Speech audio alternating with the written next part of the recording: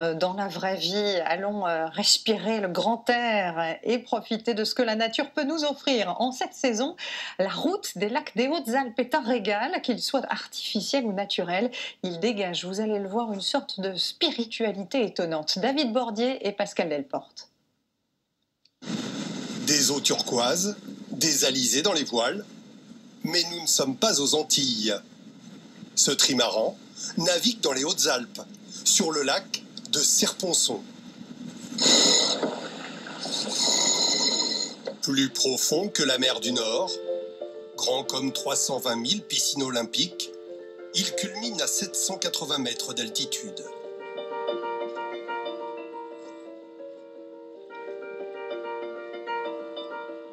Alors ici, on est marin ou alpiniste? On est marin alpiniste. L'alpinisme adore sa nature. Et le marin préserve aussi la mer pour pouvoir naviguer. Donc ici, on a la mer à la montagne. Ce Diam 24 est un bateau de course, utilisé pour le Tour de France à la voile.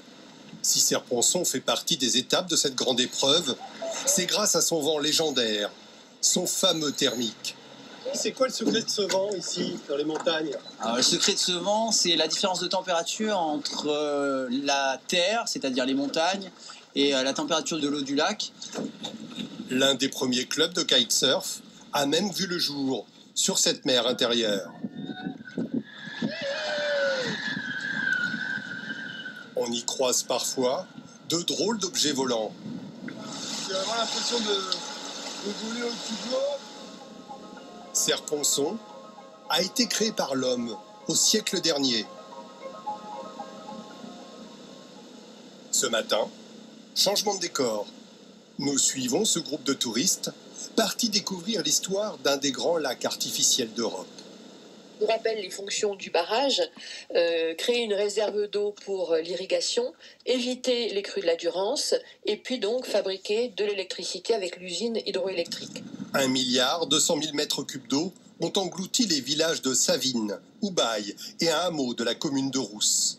Entre 1959 et 1961, 1200 personnes ont été contraintes de quitter leurs maisons, leurs champs, leurs usines.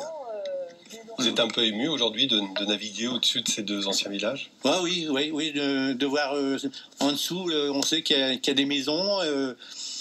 C'est l'histoire, des souvenirs. Il doit y avoir des belles histoires quand même pour les gens qui ont quitté ça. Il reste quelques vestiges de l'ancienne vallée. Dans cette baie de Chanteloube, vous avez une particularité, c'est ce viaduc ici. Vous voyez cet élément en pierre de taille qui plonge dans le lac. En fait, c'est le reste d'un aménagement qui avait été réalisé pour la voie ferrée qui permettait d'aller de Chorges à Barcelonnette. Au sonar du bateau, on a 65 mètres. Donc ici, on le voit très peu aujourd'hui parce que le niveau des lacs est plein aujourd'hui. Mais vous voyez bien, ces poteaux ici, tout en pierre de taille, font 65 mètres de haut. Aujourd'hui, la vie a repris sur les berges. Sur ces terres, sous de drôles de tipis, on cultive une plante très particulière. Voilà, je le frotte dans ma main. Ça fait sortir la lupuline. Et après, je l'enferme pour la sentir. Et ça sent quoi? La prochaine bière. Du houblon, l'un des ingrédients de la bière, pousse sur cette rive. La plante s'enroule autour d'une ficelle en suivant le soleil. Elle peut grimper jusqu'à 20 cm par jour. C'est un des houblons les plus hauts d'Europe. C'est la houblonnière sûrement la plus haute d'Europe et l'unique dans les Hautes-Alpes.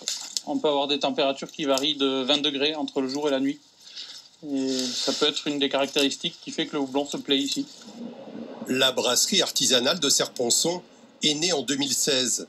Sa production est intimement liée à la qualité de l'eau des montagnes, celle que l'on retrouve dans le lac. La partie céréales, ensuite il y a l'eau évidemment, et pour finir il y a le houblon. Le houblon c'est ce qui va donner l'amertume et l'arôme de la bière.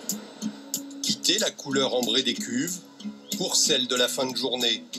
Nous arrivons à 1200 mètres pour un dernier regard sur Serponçon. Nous ne sommes pas seuls. Un homme s'est déjà installé.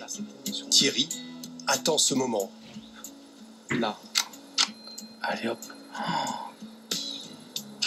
Oh là là là là. Je comprends pas qu'il n'y ait pas plus de monde ici, tellement c'est beau. La lumière qui rebondit sur le lac et qui nous vient comme ça en pleine face, avec les éléments extérieurs, c'est quelque chose d'exceptionnel. Toujours plus haut, notre prochain lac se situe dans le Briançonnais. Nous allons rencontrer Eric à 1927 mètres d'altitude. L'Orcérette, on l'appelle ici le Petit Canada. Ce pêcheur à la mouche, il vient au lever du jour, quand seules les vaches sont sorties. T'as l'impression pas uniquement de pêcher quand tu viens là? Ah ben non, je trouve une quiétude totale. C'est, vous voyez, le matin vous arrivez, il n'y a personne, c'est pas un bruit, on est dépaysé quoi, je veux dire, complètement dépaysé. Une nature sauvage où se cachent encore des truites, des saumons. Ce lac est une retenue d'eau créée dans les années 50 sur le chemin d'un torrent. On a des lumières différentes à chaque saison. Hein. L'été, on a une lumière qui est beaucoup plus importante. Mais là, à partir du mois de septembre, la lumière devient plus douce, je dirais plus apaisante. Apaisant, comme ces arbres, tout autour de la pièce d'eau, des mélèzes à perte de vue, et un autre résineux extrêmement rare, le pin cendreau. Les agents de l'Office national des forêts gardent précieusement cet arbre. C'est très particulier de le trouver ici, mais surtout avec cette abondance-là et avec ce diamètre-là, cette longévité-là. On a des arbres qui sont très gros, très vieux, des centenaires. Des arbres protecteurs pour des espèces d'oiseaux comme la chevêchette d'Europe, grosse comme la paume d'une main, ou le pic noir, creuseur de tronc. Voilà, là, vous entendez, là, c'est un pic, là. Oui. Là, on entend un pic. Celui-ci, ouais, c'est un pic.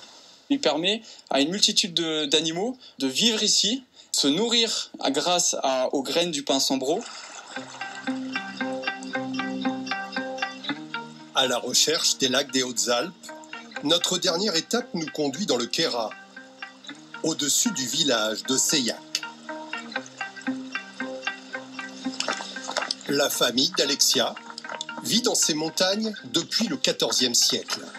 Alors nous, on va monter à 2415 mètres d'altitude. Il y a 450 mètres de dénivelé depuis le parking de Choriande pour arriver au sommet du lac Sainte-Anne. Nous touchons bientôt au but, l'occasion d'une dernière pause. Nous, on voit le pic de la Fonsante, qui est le plus haut sommet du parc naturel régional du Queyras. Il culmine à 3385 mètres. C'est le toit du Queyras.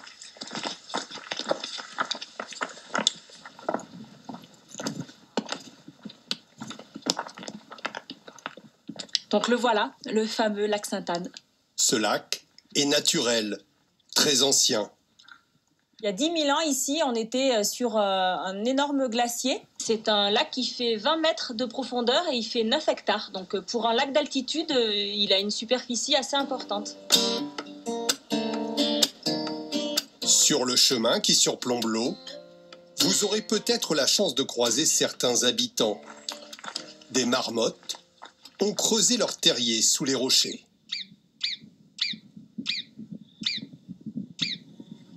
C'est une ambiance plutôt bucolique, c'est très agréable et je trouve que ça appelle au calme et au repos.